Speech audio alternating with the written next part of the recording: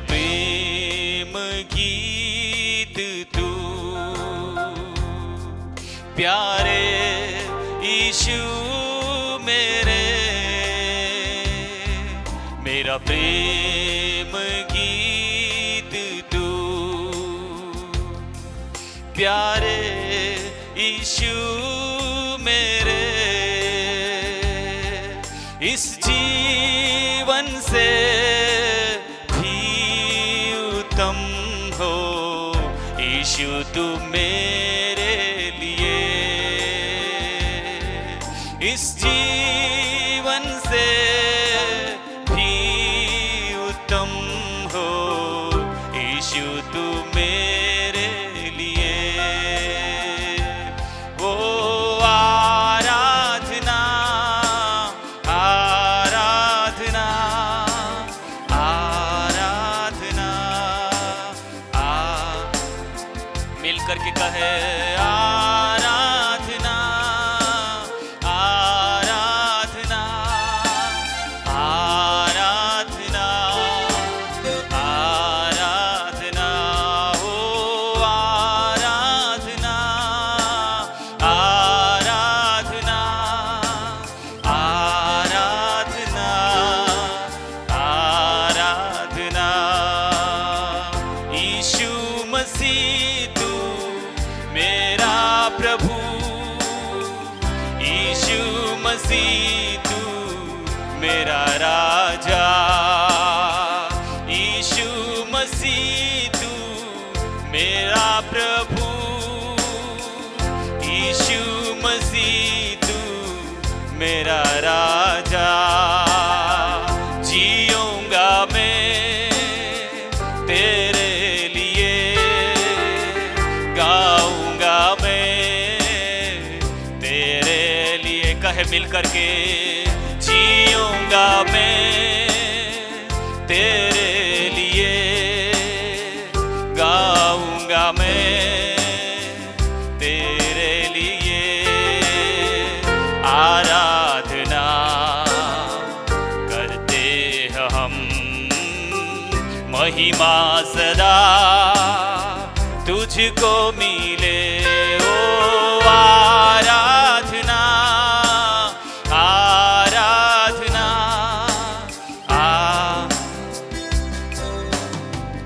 मिल करके अपनी आवाज को उठा करके आराधना आराधना आराधना आराधना आराधना ओ आराधना आराधना आराधना आराधना। यीशु मसीह तू मेरा प्रभु, यीशु मसीह तू मेरा राजा, यीशु मसीह तू मेरा प्रभु, यीशु मसीह तू मेरा राजा।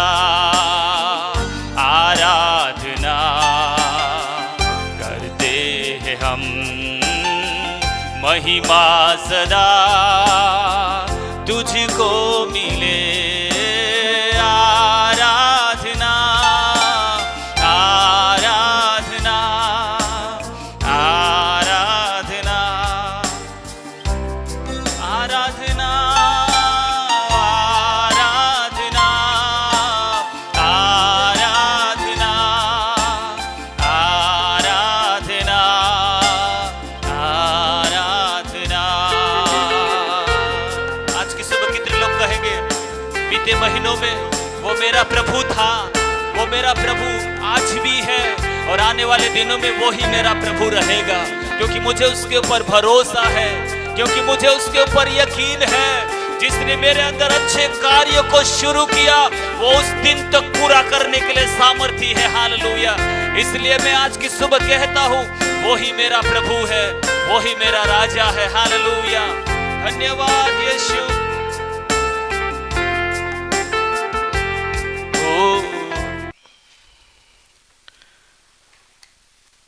आप में से कितने लोगों ने सिल्क्यारा नाम सुना है?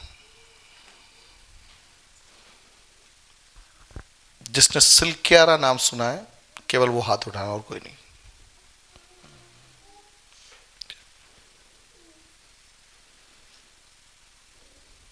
सोचो जरा, पुराने नियम में है या नए नियम में है?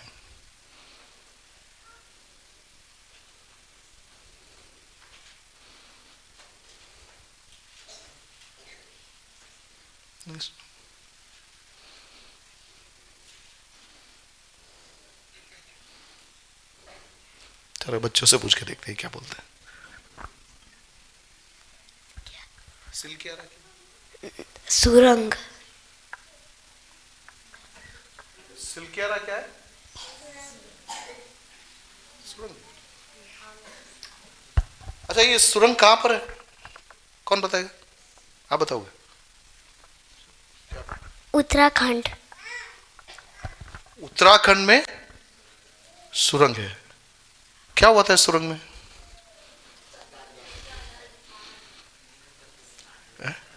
सुरंग में टनल हुआ था।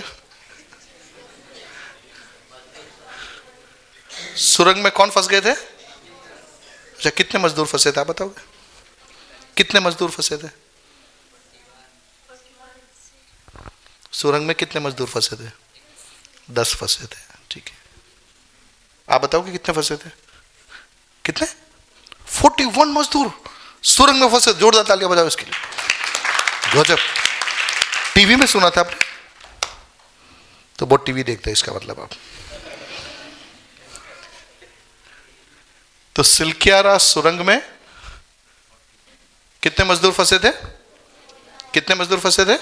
41। कौन से स्टेट में है वो? कौन से स्टेट में? उत्तराखंड। कब हुआ था ये?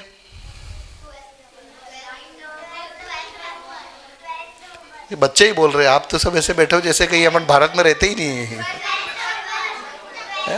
भारत में हुआ था ये, पाकिस्तान में थोड़ी हुआ था। भारत में हुआ था। 12 नवंबर। बच्चे जो, बच्चों के लिए तालियां बजाओ यार। क्या है ये? सारे बच्चे टीवी देखते घर में, मोबाइल में सुनते रहते कि क्या क्या हो रहा था, समाचार देखते हैं। तो कौन सी तारीख को हुआ? 12 नवंबर को। क्या हुआ था? क्या हुआ था? उससे ऊपर आ गया? कहां से गिर गए थे? ऊपर से लोग गिरे थे या क्या गिरा था ऊपर से? मिट्टी और चट्टान गिर गए। फिर क्या हो गया? मिट्टी और चट्टान के अंदर लोगों के ऊपर गिरा था या लोगों के सामने गिरा था? ऊपर गिरा या सामने गिरा? सामने गिरा। अब ये लोग कहां फंस गए? टनल के अंदर फंस गए। कितने दिन तक फंसे हुए रहे?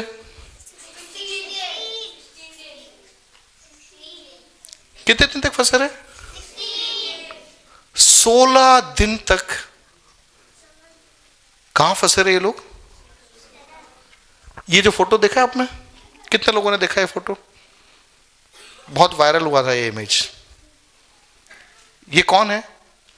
ये वो मजदूर हैं जो अंदर फंसे हुए हैं, और उन तक पहुंचने के लिए सुरंग लगाई गई थी। क्या लगाई गई थी?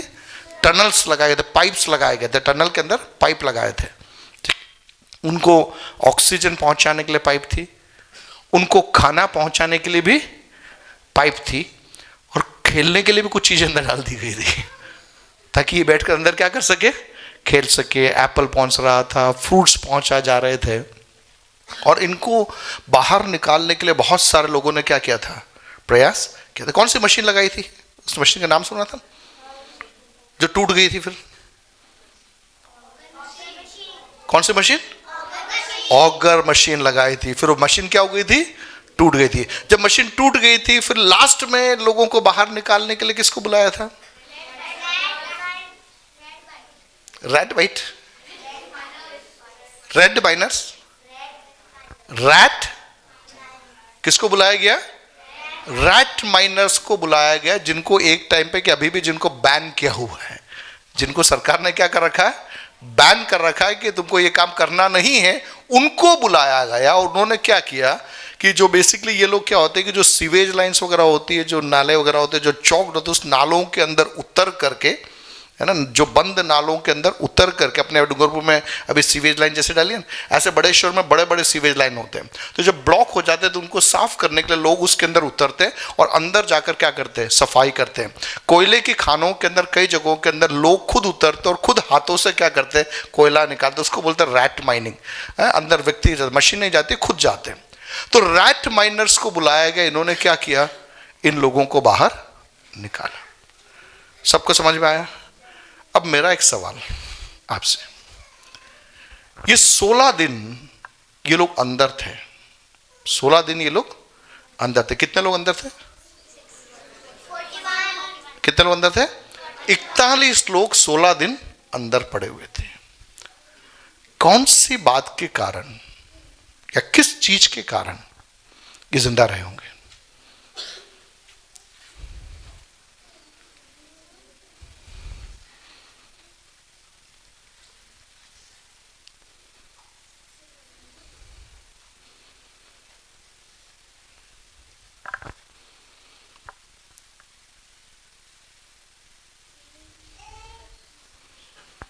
सोलह दिन लोग अंदर फंसे हुए थे।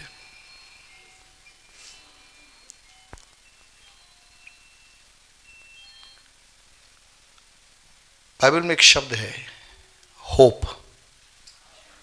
आशा। जब इनके पास में उन पाइपलाइन के द्वारा एक एप्पल अंदर मिलता, एक केला अंदर मिलता, बाहर की कोई आवाज आती, तो इनके अंदर एक आशा जाग जाती कि there is something happening outside. बाहर कुछ हो रहा है, बाहर कुछ हो रहा है। शायद इनको पेट भर के खाना नहीं मिल रहा होगा, लेकिन इनको यह जरूर लग रहा है कि बाहर कुछ हो रहा है, कोई हमारे लिए कुछ कर रहा है।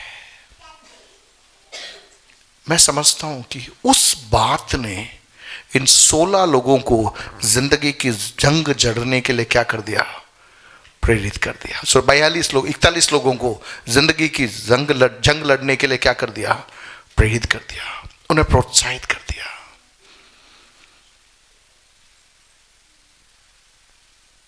प्रभु का आत्मा मुझसे और आपसे बातचीत करना चाहता है। जब मैं और आप संसार के इस पार रहते हैं, बहुत सारी चीजें मेरे और आपके जीवन में होती है। कई बार कई बातें हमें समझ में नहीं आती है, लेकिन बाइबल एक आशा बता रहा है। इसको इटर्नल होप, उसे हम अनंत आशा कहते हैं, अनंत आशा कहते हैं। जब यहां पर हमें लगता है कि हम फंसे हुए हैं, जब हमें यहां लगता है कि वी आर ट्रैप्ड, हम फंसे हुए हैं, पवित्र आत्मा आपके कानों में कुछ हलचलों को इंद्रों में पहुंचाने पाए, जहां पर आपको लगने पाए कि अनंतता में मेरे लिए एक रास्ता तैयार हो रहा है, मेरे लिए एक बेहतर मार्ग तैयार हो रहा है। और यह तो केवल एक पैसेज है। जब वो 42 लोग मानसिक सहायता के बल के ऊपर वे अगर वहां पर जीवित रह पाए और वहां से सकुशल बाहर निकल कर आ पाए, तो आज की सुबह आत्मा में मैं कहना चाहूंगा, एक अलौकिक हाथ है जो मेरे लिए और आपके लिए असाधारण चीजों को तैयार कर रहा है, अद्भुत बातों को बना रहा है। और वह परमेश्वर कह रहा है, मैं तुझे उस पार ले जाऊंगा, मैं तुझे उस पार पहुंचाऊंगा। जीसस।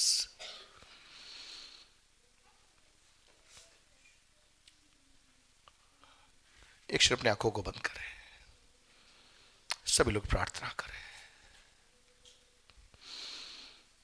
चुनौतियों के बीच में, क्लेशों के बीच में, जब कई बातों का जवाब हमें नहीं मिल रहा है, हम अपने आप से सवाल कर रहे हैं, हम परिवार में एक दूसरे के सामने बातचीत कर रहे हैं, प्रभु क्यों हो रहा है? आज आत्मा में मैं कहना चाहूंगा, उस पार कुछ हो रहा है। इस पार चुनौतियां है, इस पार क्लेश है, इस पार दुख है, इस पार अकेलापन है,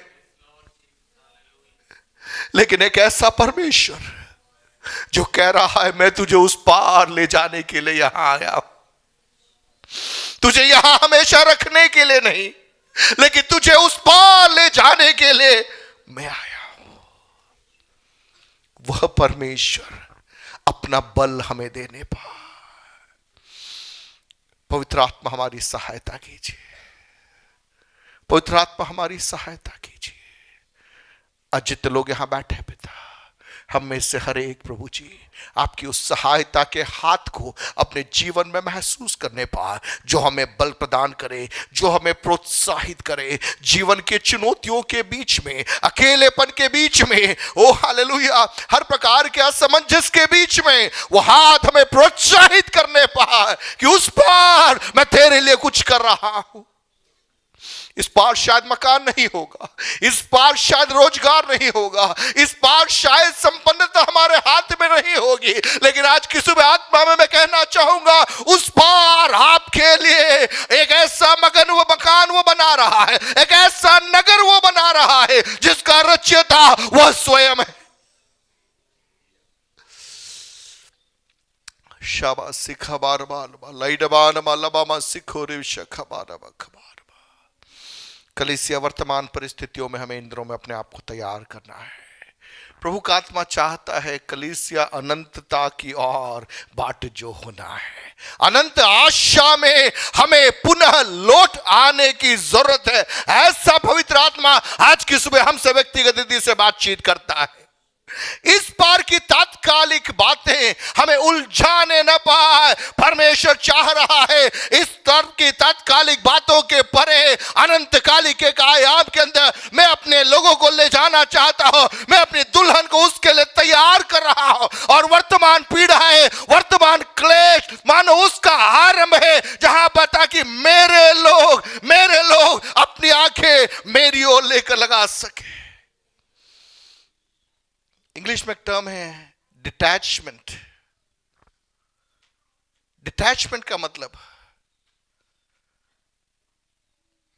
हम कहीं पे मानो बंधे हुए हैं, तो हम क्या होते हैं, उसको काटा जाता है ताकि हम डिटैच हो सके, हम उससे अलग हो सके।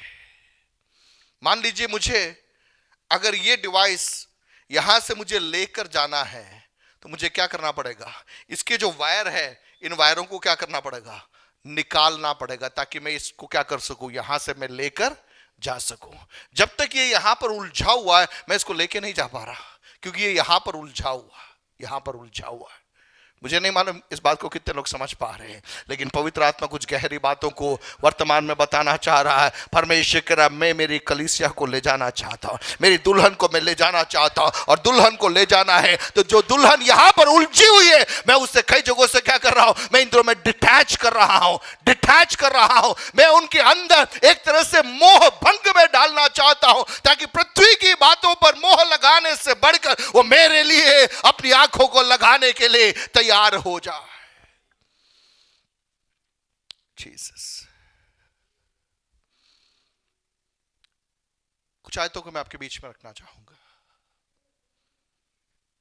2 कुरिन्थियों 4 अध्याय 16 से 18।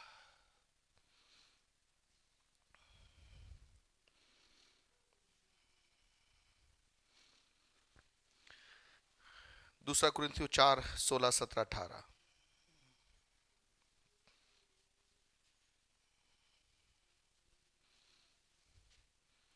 इसलिए हम हियाव नहीं छोड़ते, यद्यपि हमारा बाहरी मनुष्यत्व नष्ट होता जाता है, तो भी हमारा भीतरी मनुष्यत्व दिन प्रतिदिन नया होता जाता है।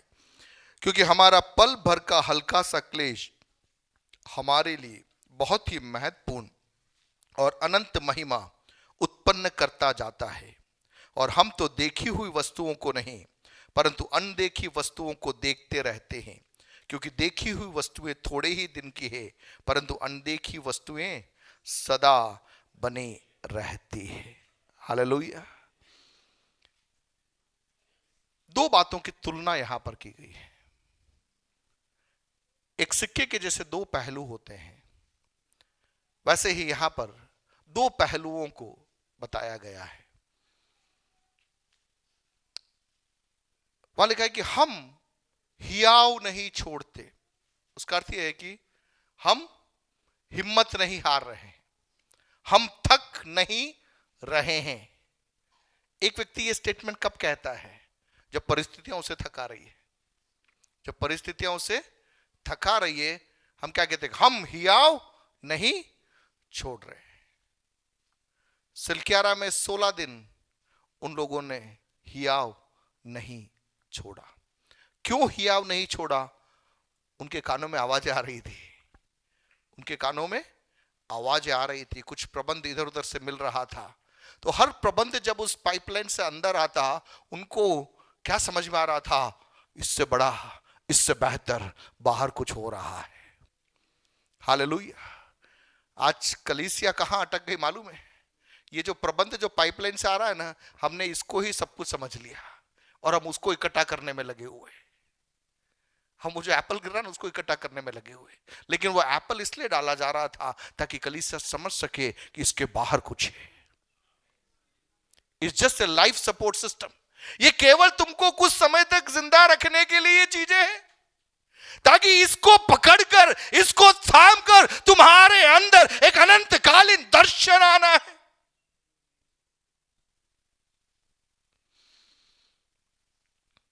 प्रियो, प्रभु का आगमन बहुत निकट है। प्रभु का आगमन बहुत निकट है। प्रभु यीशु मसीह अपने दुल्हन को लेने के लिए आने वाला है, और वो दुल्हन को ही लेके जाएगा और किसी को नहीं ले जाएगा। दुल्हन को ले जाएगा। दुल्हा केवल दुल्हन को लेके जाता है। दुल्हन कौन है? दुल्हन वो है जिसके दिल में एक ही सपना दुल्हे के बारे में, और कोई विचार उसके मन में है ही नहीं, और कोई मनसा उसके मन में है ही नहीं। पवित्र आत्मा आज की सुबह चाह रहा है हम इन बातों को समझे। परिस्थितियां हमें थकाने वाली होगी, परिस्थितियां हमें दबाने वाली होगी। आज जो पीड़ाएं हम सुन रहे हैं, आज जो माहौल बन रहा है, नहीं मालूम मुझे बोलना चाहिए नहीं बोलना चाहिए, पर मैं आत्मा में बोलूं, इससे भी गंभीर परिस्थिति आने वाली है। क्योंकि प्रभु कह रहा है कि I have to step in. मुझे डिटैच करना ही पड़ेगा, मुझे डिटैच करना ही पड़ेगा, क्योंकि मुझे लेके जाना है। मुझे कुछ लोग चाहिए, मुझे अपने लिए कुछ लोग चाहिए। आज हर व्यक्ति अपने लिए कई चीजों को कर रहा है। प्रभु कह रहा है कि मेरे लिए मुझे कुछ लोग चाहिए, और उनको मैं तैयार करना चाहता हूं।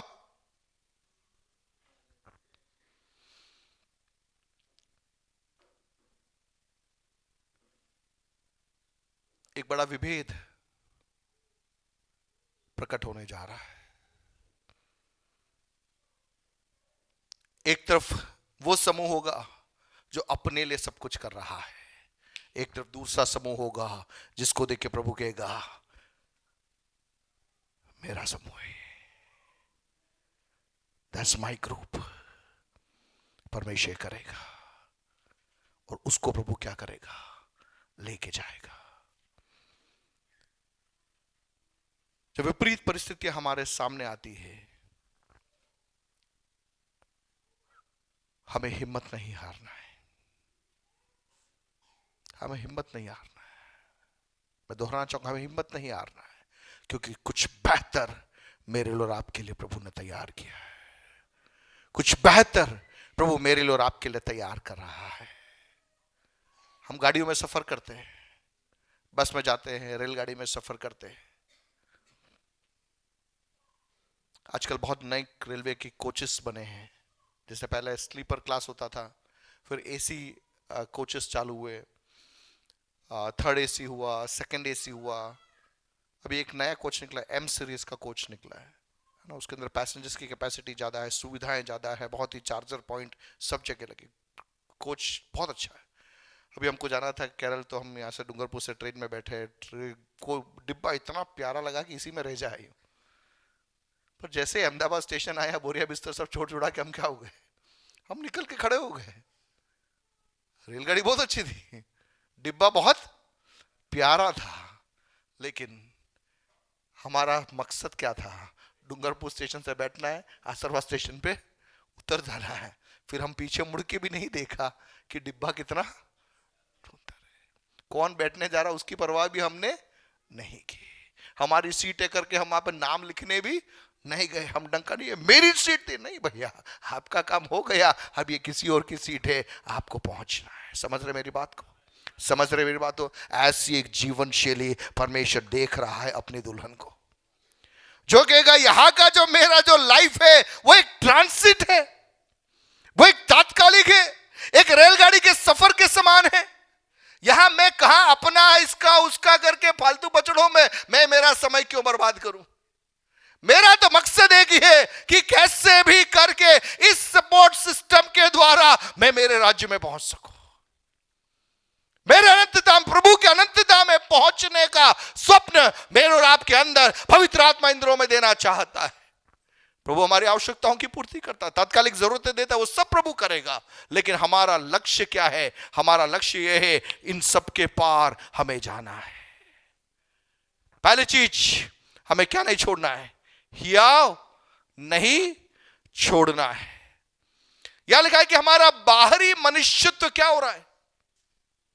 क्या होता जा रहा है? जोर से बोले, क्या होता जा रहा है? नष्ट होता जा रहा है। बाहरी मनुष्यत्व का मतलब ये जो दिख रहा है, जिसके ऊपर अपन सुबह सुबह क्रीम लगाते हैं, आईना तोड़ते रहते हैं। आईना तोड़ते इसलिए रहते क्योंकि अपनी शक्ल सही नहीं दिख रही, अपन लगता है कि आईना खराब है। आईना खराब नहीं, जैसा अपन है वैसे दिखेंगे। कितना में आईना तोड़ो, अपन ही है। तो ये सब अपन करते हैं। ये जो कुछ भी कर रहे हैं, ये कपड़े अपन पहन रहे हैं, ये मेकअप अपन कर रहे हैं, ये स्टाइल कर रहे हैं, ये सब किसके लिए कर रहे हैं? ये बाहरी मनुष्यत्व के लिए। बोलिए, बाहरी मनुष्यत्व के लिए। ये जो हार्ड मास का जो शरीर हम इसके लिए कर रहे हैं। सुबह से लेकर शाम तक जो अपन मेहनत करते हैं, जो कमा रहे हैं, ये सब किसके लिए कर रहे हैं? इस बाहरी मनुष्यत्व के लिए। लेकिन ये शरीर क्या होता जाता है? आप कितना भी इसको मेकअप करके तैयार करो, कितना भी न्यूट्रिशन खाना खाओगे, हर जाने वाला साल आपको क्या करता जा रहा है? कमजोर कर रहा है कि नहीं कर रहा है? सीढ़ियां चढ़ते समय घुटना अचानक अब दर्द होने लगता है। हो रहा है कि नहीं हो रहा है? पहले तो दौड़ जाते थे, अब उतना दौड़ना नहीं हो रहा है। अब मैं यहां पड़ा तो मुझे दिख ही नहीं रहा कि क्या है, बार बार चश्मा लगाना पड़ रहा है। समझ रहे हैं आप? ये जो बाहरी मनुष्यत्व है, ये क्या होता जाएगा? प्रभु यीशु मसीह के आगमन से पहले परिस्थितियां इतनी गंभीर हो जाएगी, मैं आपको डरा नहीं रहा हूं, परिस्थितियां इतना गंभीर हो जाएगी कि आपको लगेगा कि ये किसी चीज में कोई मतलब ही नहीं है, किसी चीज में कोई मतलब ही नहीं है। उस हद तक चीजें चली जाएगी। आज हमको लग रहा है कि ये बदल रहा है, वो बदल रहा है, दुनिया में ये बदलाव आ रहा है, वो बदलाव आ रहा है। ये तो शुरुआत है, क्योंकि परमेश्वर डिटैच करना चाहता है। प्रभु अपनी दुल्हन को कह रहा है, यार मुझे दुल्हन चाहिए, आई नीड द ब्राइड, मुझे दुल्हन चाहिए, रखेल नहीं चाहिए, मुझे दुल्हन चाहिए। ऐसी दुल्हन जिसका ध्यान केवल और केवल मुझ पर हो। इधर उधर की बातों में उलझी हुई दुल्हन को प्रभु नहीं लेके जाएगा। इसका मतलब यह नहीं कि हमें खाना नहीं चाहिए, कपड़ा नहीं चाहिए, मकान नहीं चाहिए, वो नहीं कह रहा हूं मैं। हमें ये सब चीजें चाहिए, लेकिन हमारा ध्यान इन चीजों में नहीं होना चाहिए। हमारी प्रायोरिटी ये नहीं होनी चाहिए। समझ रहे हैं आप? हमारी प्राथमिकता ये नहीं होनी चाहिए। आपको बैलगाड़ी भी मिले तो भी बैलगाड़ी में बैठ के आराम से जाने का मन होना चाहिए। कल आपके सामने BMW गाड़ी आ जाए तो भी कोई टेंशन नहीं, जैसे बैलगाड़ी में बैठे थे वैसे BMW में बैठ के आप जाने का मन आपके अंदर होना चाहिए। समझ रहे हैं? है ना? आज अपने पास में गाड़ी महंगी आ गई तो अपना कॉलर ऊंचा हो जाता है, मानो अपन ने बहुत कुछ कर लिया है। अरे भैया, महंगी गाड़ी हो या खटारा गाड़ी हो, दोनों में बैठते समय अपना स्टेटस अगर एक जैसा हो तो हम दुल्हन है, तो हम दुल्हन है। प्रभु देता है। देखिए, परमेश्वर टेस्ट करता है कई बार। परमेश्वर क्या करता है, ये सही दुल्हन है या नहीं, ये चलो इसको देते हैं, खटारा गाड़ी देते हैं, अब ये क्या करेगा, फिर इसके बाद में एक अच्छी गाड़ी देंगे, तो प्रभु देखा कि क्या करेगा। है ना? कई बार ऐसा होता है। जब आई थिंक अनुग्रह के जन्म के टाइम पे मैं केरल गया था, और एक ही समय में मैंने अलग अलग माध्यमों से मैंने यात्रा की। मैं नवापुर में था, नवापुर के बाद से मुझे जाना था, तो मैं नवापुर से सूरत से बॉम्बे तक मैं ट्रेन में गया। रिजर्वेशन था मेरे पास, बर्थ थी। अहमदाबाद से बॉम्बे से कोच्चि तक मैं फ्लाइट में गया। अब आगे जाने के लिए मुझको बस में बैठना पड़ा। मैं यहाँ से ट्रेन में तो बर्थ थी मेरे पास में, फ्लाइट में भी बैठने की जगह थी, लेकिन जब बस में चढ़ा तो ना तो बैठने की जगह ना खड़े रहने की जगह, इतनी भीड़। और उस दिन केरल में क्या पता क्या ट्रैफिक ब्लॉक हुआ था, वो गाड़ी भी क्या पता कहां कहां से घुमा के लेके मुझे गई। सो अक्सर मैं उस घटना को याद करता हूं। रेलगाड़ी में भी बैठा, फ्लाइट में भी बैठा, और जाके बस में धक्के भी खा रहा हूं। प्रभु मेरे दिल को देखे गए, तीनों जगहों में क्या सेम माइंडसेट के साथ में खड़ा हो सकता है या नहीं? आप समझ रहे मेरी बात को? मैं आपको समझाने का प्रयास कर रहा हूं। प्रभु आशीष देता है, प्रभु भलाई देता है। परमेश्वर गाड़ी भी देगा, मकान भी देगा, सब कुछ देगा परमेश्वर, लेकिन हमारा ध्यान उसमें फंसना नहीं है। ध्यान फंसना नहीं। जब हमने इस संसार की चीजों को अपना स्टेटस सिंबल बना दिया, इसका मतलब हमारा ध्यान कहां लग गया? इन संसार की चीजों में लग गया। आप कितना भी अच्छा मकान बनाओगे, कुछ समय बाद में आपका मकान आउटडेटेड हो जाएगा। सही है? आप कितनी भी अच्छी गाड़ी खरीदोगे, कुछ समय के बाद में आपकी गाड़ी क्या हो जाएगी? आउटडेटेड हो जाएगी। कितना भी महंगा मोबाइल खरीदोगे, कुछ समय के बाद में आपका मोबाइल आउटडेटेड हो जाएगा। फिर आपको लगा यार इतना महंगा खरीदा, 6 महीने के बाद में मालूम पड़ा कि उससे भी अच्छा मॉडल मार्केट में आ गया है। ये तो चलता रहता है। आप खरीदिए मोबाइल, कहीं कोई दिक्कत नहीं, गाड़ी खरीदिए, बंगला खरीदिए, कहीं कोई टेंशन नहीं, उसमें दिक्कत नहीं है। लेकिन मैं कहना क्या चाह रहा हूं, एक मन में हमारे अंदर आना है कि हमारा ध्यान इन चीजों में अटकना नहीं है, इन चीजों में उलझना नहीं है। उसका दूसरा साइड, मान लीजिए आपकी गाड़ी है जो बार बार बंद होती है, आपकी गाड़ी है जिसको बार बार धक्का मारना पड़ता है, रोज सुबह धक्का मार के गाड़ी स्टार्ट करना होता है। उसको सोच के भी टेंशन करने की जरूरत नहीं है आपको। आपको मालूम है कि ये तो कुछ समय के लिए, ये सब तो मुझे छोड़ के कहा करना है, मुझे जाना है। ये कोई भी चीजें हमें रोकनी नहीं चाहिए, कोई भी चीज हमें रोकनी नहीं चाहिए। आप झोपड़ी में रह सकते, आप महल में रह सकते, कहीं कोई दिक्कत नहीं है, लेकिन झोपड़ी भी आपको रोकना नहीं है, महल भी आपको रोकना। कई लोगों को देखा मैंने, नहीं नहीं हम तो बड़े सादे लोग हैं सर, हम महंगी गाड़ियों में नहीं चढ़ेंगे, हम तो पैदल ही जाएंगे, हम ऐसे मकानों में रहेंगे। वचन वो भी नहीं कह रहा है। वचन तो कह रहा है कि प्रभु जो तुझे देगा तू धन्यवाद के साथ मुझसे ले ले, कोई टेंशन मत कर, तू उसको टेंशन मत कर। अपने मस्तिष्क बिल्कुल क्लियर होना चाहिए। परमेश्वर आपको महंगे मकान भी दे सकता है, कोई दिक्कत नहीं, महंगी गाड़ी भी प्रभु आपको दे सकता है, लेकिन अगले दिन प्रभु बोले कि बेटा तू इस मकान को छोड़कर तू झोपड़ी में रहने के लिए तैयार है, तो तैयार होना पड़ेगा। वहां पर हमारा टेस्ट है। वहां पर देखिए दुनिया का तरीका क्या है, ये गाड़ी के बाद में ये गाड़ी, ये मकान के बाद में ये लेवल ऊपर चढ़ता है, लेकिन वचन हमें ऐसा नहीं बता रहा है। वचन कह रहा है कि इन सबके बीच में परमेश्वर देख रहा है कि हमारा ध्यान प्रभु से हट तो नहीं रहा है। जिसने दिया वो ले भी सकता है, जिसने दिया वो ले भी सकता है, लेकिन महत्वपूर्ण क्या है, हमारी आंखें उस पर लगी रहे, प्रभु पर लगी रहे, परमेश्वर पर लगी रहे। हमारा बाहरी मनुष्यत्व क्या होता जाता है? नष्ट होता जाता है, तो भी हमारा भीतरी मनुष्यत्व कैसे नया हो रहा है? बोले दिन प्रतिदिन, जोर से बोले दिन प्रतिदिन। कौन सा मनुष्य नया होना है? कौन सा मनुष्य नया होना है? जोर से बोले भीतरी मनुष्य, और जोर से बोले भीतरी मनुष्य। बाहरी मनुष्य का भोजन क्या है? रोटी, दाल, चावल, पालक, पनीर, मटन, मुर्गा, चिकन, ये सब किसके लिए? भीतरी मनुष्य के लिए क्या है? भीतरी मनुष्य का भोजन क्या है? उसको भी तो भोजन चाहिए, उसको भी तो भोजन चाहिए। उसका भोजन क्या है? उसका भोजन है, बोले वचन, जोर से बोले वचन। बाइबल जितना लोग लाए अपनी बाइबल उठा के बोलिए वचन। जो लोग नहीं लेके आए अगले हफ्ते से लेके आना। ओके, नीचे रखिए। क्या है ये? भोजन है, बोलिए भोजन है, जोर से बोले भोजन है, भोजन है। दिन में कितनी बार खाना खाते हो?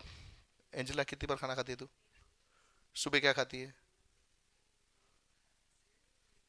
सुबह ब्रेकफास्ट करती है, दोपहर को लंच, और रात को डिनर। बीच में स्नैक्स भी तो होता है कभी, कुछ कुछ इधर उधर घूम फिर के जो मिल जाए वो निपट लो। ये सब हम किसके लिए कर रहे हैं? ये सब हम किसके लिए कर रहे हैं? बाहरी मनुष्य के लिए कर रहे हैं। अब भीतरी मनुष्य की बात करो, उसको भी तो भोजन चाहिए, उसको भी तो भोजन चाहिए। बाइबल कितनी बार पढ़ते हैं हम? संडे सुबह ढूंढ रहे हैं, अरे बाइबल ला रहे, कहां पड़ी हुई है बाइबल? फिर धूल उल्टी साफ करके फिर लेके।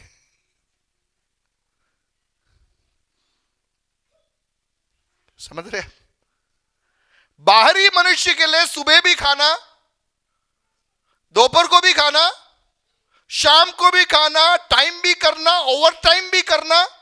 किसके लिए? कितना भी करो क्या हो जाएगा? कितना भी करो क्या हो जाएगा? कमजोरी आ रही है कि नहीं आ रही है? मैं भी केरल में गया हमारी कलीसिया के अंदर, तो मैंने बोला कि मैं जब 2002 में आया था तो कलीसिया में केवल कुछ कुर्सियां थी, केवल कुछ कुर्सियां थी, बाकी सब लोग नीचे बैठे थे। और अभी जब मैं पहुंचा तो पूरी कलीसिया में कुर्सी है। कहने का मतलब कि जो लोग बैठे थे सब बुजुर्ग हो गए, अब उनको नीचे नहीं बैठा जाता, तो कुर्सियां लेके पूरे आगे तक बैठे। और केरल की कलीसियाओं में क्या होता है कि बुजुर्ग लोग ही होते हैं, जवान लोग तो होते नहीं है, वो सब बाहर चले जाते हैं।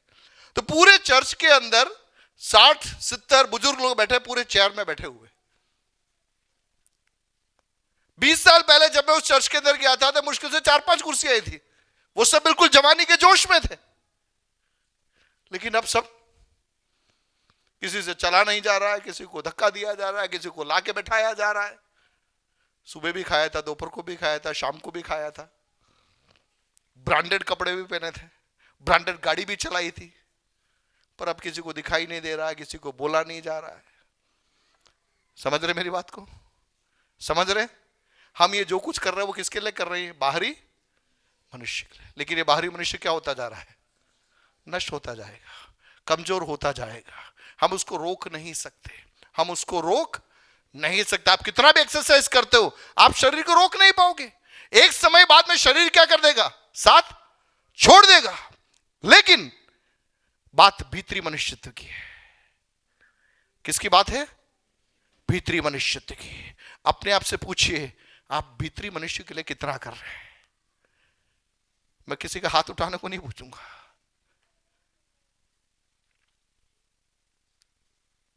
बाइबल पढ़ने के लिए हम कितना स्थान दे रहे हैं? वचन पढ़ने के लिए हम कितना स्थान दे रहे हैं?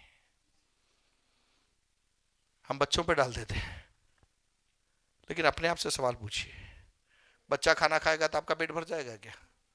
नहीं भरेगा। अपन बोलते बच्चों ने बाइबल पढ़ लिया, बच्चों का काम है बाइबल पढ़ना। नहीं, हर एक व्यक्ति को क्या करना है? वचन को पढ़ना। जोर से बोले, बाइबल पढ़ना है। तकिया नहीं बनाना है। तकिया, कई लोगों को लगता है कि तकिया पढ़ो, यीशु के नाम से। ये भी देखा मैंने, बाइबल लोगों के सिर पर के दुष्ट आत्मा निकालते। मैंने कहा मूर्ख लोग, क्या करे लोग? बाइबल रखकर दुष्ट आत्मा निकाल रहे हैं। ये तो किताब है, इसके अंदर की चीजें आपके अंदर जाएगी तो आपके अंदर की दुष्ट आत्मा निकलेगी। आप समझ रहे हैं? बाइबल अड़ा के दुष्ट आत्मा निकालने से मतलब नहीं है। हमारे अंदर की दुष्ट आत्मा जाना थी, बाइबल अंदर जाना पड़ेगा। कहां जाना पड़ेगा? अंदर जाना पड़ेगा। नियमित क्या करना है हमें? बाइबल पढ़। कितने लोग पढ़ना जानते हैं? रीडिंग जानने वाले कितने लोग को पढ़ना आता है? हाथ उठा, ये हाथ उठा सकते हैं। कितने लोग पढ़ना जानते हैं, रीडिंग जानते हैं, हिंदी जानते हैं, अंग्रेजी जानते हैं, वागड़ी जानते हैं? वागड़ी में भी बाइबल है। अगर किसी को हिंदी पढ़ना नहीं आता तो अपन वागड़ी वाली बाइबल भी लाके दे सकते हैं। हिंदी पढ़ते हो आप? वेरी गुड, शाबाश। तो हमें क्या करना है? नियमित बाइबल पढ़ना है। जोर से बोलिए, नियमित। जोर से बोलिए, नियमित बाइबल पढ़ना है। आपको कोई बीमारी हो गई, मान लीजिए, है ना, जैसे उसने बोला बकरी वाली कहानी बोलती है, मान लीजिए कोई बीमारी हो गई, है ना, आप अस्पताल गए, डॉक्टर बोलेगा कि आपको सुबह ये टैबलेट खाना ही पड़ेगा। कुछ भी हो जाए पर ये टैबलेट छोड़, खाते कि नहीं खाते? नहीं खाते। अगर डॉक्टर ने बोल दिया सर्दी हो या गर्मी, शादी हो या नहीं हो, ये हो या वो हो, पर ये दवाई तो आपको लेना ही पड़ेगा, बस्ट है। क्या कोई बोलता कि नहीं मेरे को सब ओवर टाइम है या मेरे को ड्यूटी में टाइम नहीं मिला इससे दवाई नहीं ले रहा? सब लेते हैं, सब लेते हैं। किसके लिए वो दवाई? कौन से शरीर के लिए? बाहरी मनुष्यत्व के लिए। लेकिन भीतरी मनुष्यत्व के लिए? अब जस्ट सोच के देखिए, दो लोग हैं, बेटा आ जाओ, आ जाओ, अपन दोनों साथ में, अपन तू मत, नहीं तू मत, अपन हम दोनों बोलते हैं। मान लीजिए हम दोनों एक ही है, मैं तो बाहरी मनुष्यत्व हूं और ये भीतरी मनुष्यत्व है, ठीक है? मैं बाहरी मनुष्यत्व हूं, ये भीतरी मनुष्यत्व है। अब मान लीजिए कि शुरू में हम दोनों एक ही लेवल में हैं। अब बाहरी मनुष्यत्व को तो खुराक दिन में कितने टाइम मिल रही है? 3 बार मिल रही है, 4 बार मिल रही है। तो ये धीरे धीरे क्या होगा? ये बड़ा होगा, ऊपर भी जाएगा, चौड़ा भी होगा, चारों तरफ में बढ़ेगा। अब इस बेचारे को ना तो सुबह मिल रही है, ना दोपहर को मिल रहा है, ना हफ्ते में कहीं एक आध बार कहीं कुछ मिल गया, वो भी छोटे बच्चे थे तो आयत याद करनी पड़ती थी, इसलिए आगे आके तो इसको मिल रहा है हफ्ते में कहीं एक आध बार। तो अब ये जो बाहरी मनुष्य थे ये तो धीरे धीरे धीरे बढ़ेगा, और ये क्या होता जाएगा? बैठो नीचे। तो मैं आपको बताऊं एक छोटा सा उदाहरण। आज हम में से अधिकांश की स्थिति क्या मालूम है? हमारा बाहरी मनुष्य तो ये हो गया है, और ये जो भीतरी मनुष्य है ये गायब होता जा रहा है ना?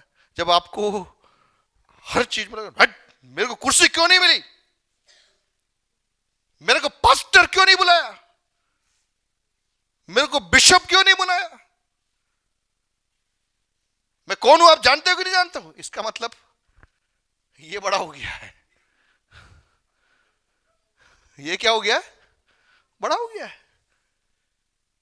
अगर हमारा ये छोटा होगा ये छोटा होगा और ये बड़ा होगा, तो इसको ना तो कुर्सी से मतलब है, ना इसको टाइटल से मतलब है, ना गाड़ी से मतलब है, ना बंगले से मतलब है, क्योंकि इसका मकसद कुछ और है।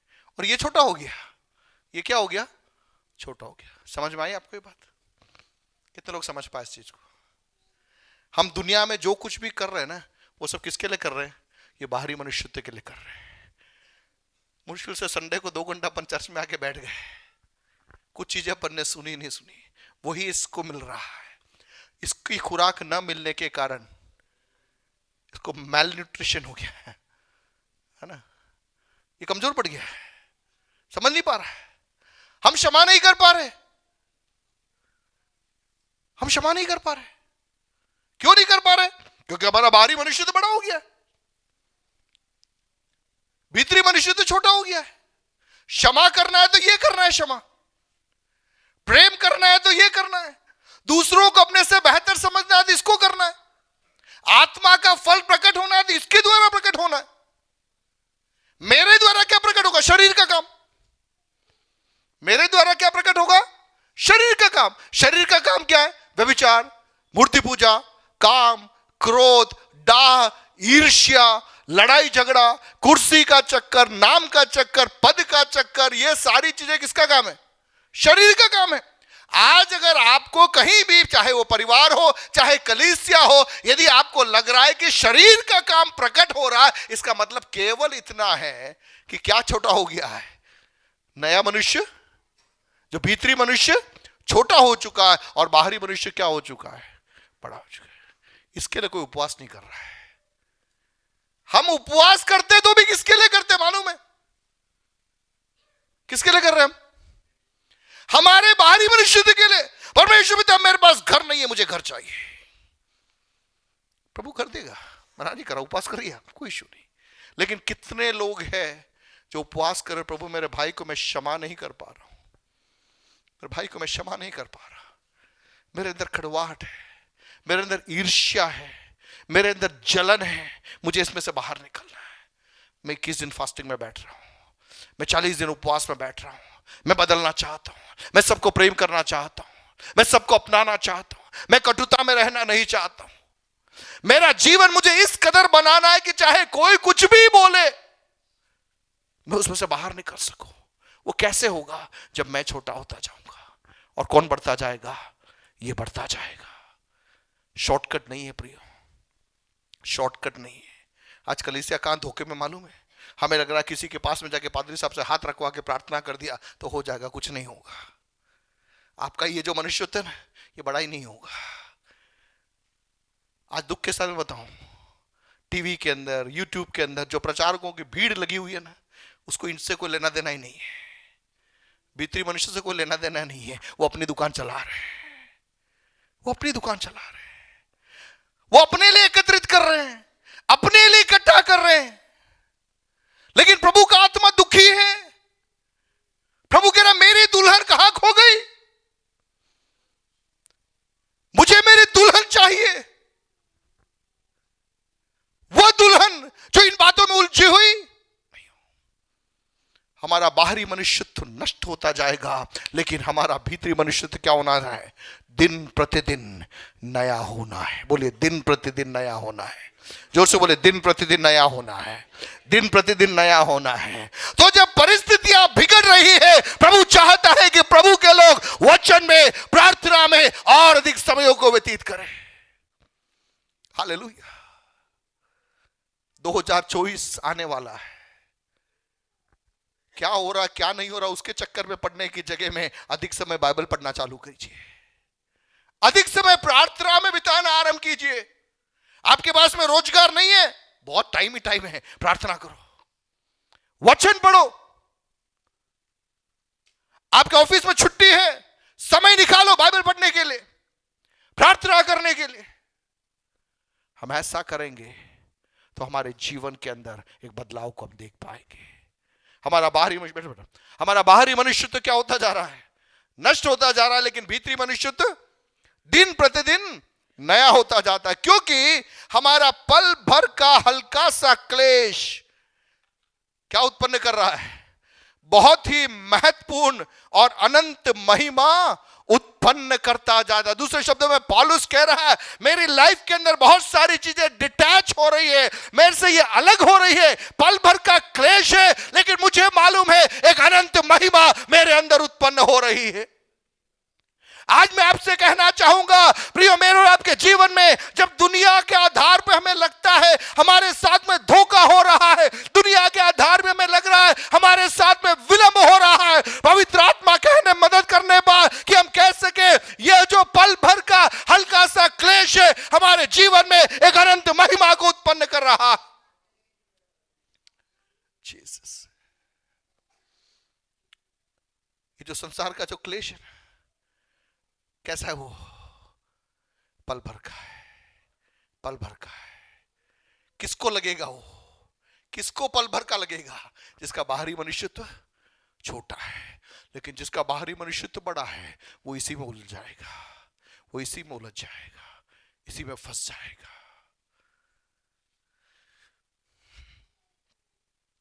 पल भर का हल्का सा क्लेश हमारे लिए क्या कर रहा है?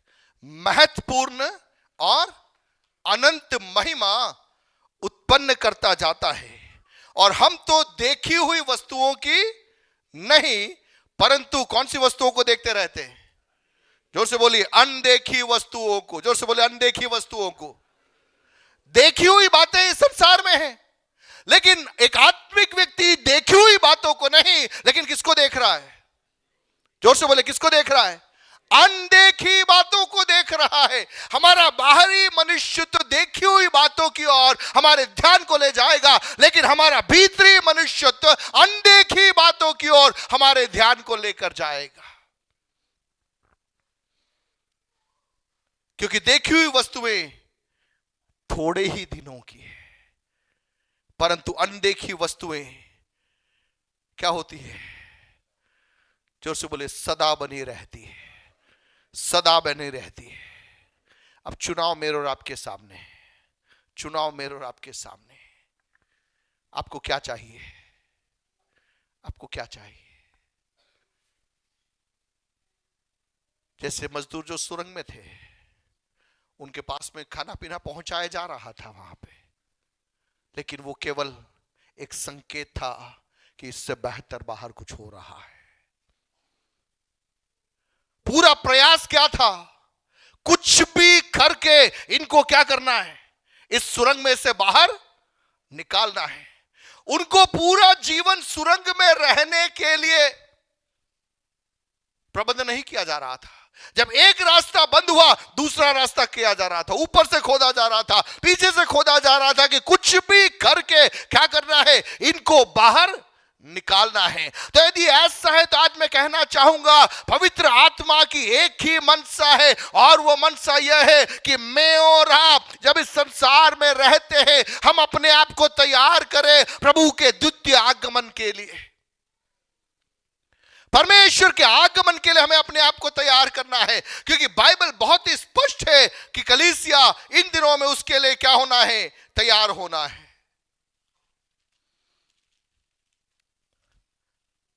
पहला थिस्सलुनीकी उसका 4 अध्याय और उसका 13 पद कहता है, हे भाइयों, हम नहीं चाहते कि तुम उनके विषय में जो सोते हैं अज्ञानी रहो। ऐसा ना हो कि तुम दूसरों के समान शोक करो जिन्हें आशा नहीं, क्योंकि यदि हम विश्वास करते हैं कि यीशु मरा और जी भी उठा, तो वैसे ही परमेश्वर उन्हें भी जो यीशु में सो गए हैं उसी के साथ ले आएगा।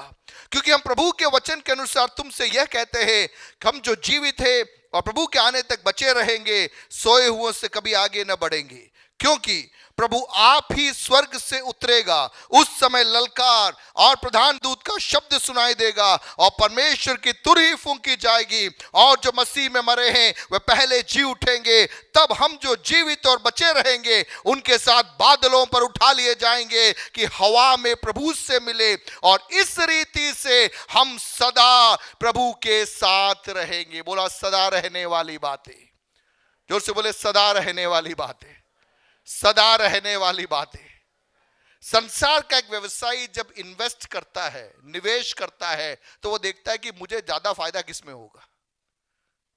वो क्या इन्वेस्ट करता है? जिसमें मुझे ज्यादा फायदा होगा।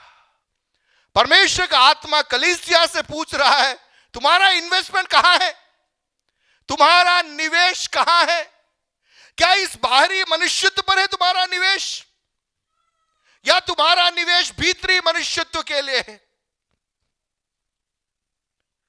देखिए, यदि हमारा निवेश, हमारा समय, हमारी प्राथमिकता है, हमारी दौड़ भाग केवल बाहरी मनुष्यत्व के लिए है, तो हमसे बड़ा अभागा व्यक्ति और कुछ भी नहीं है।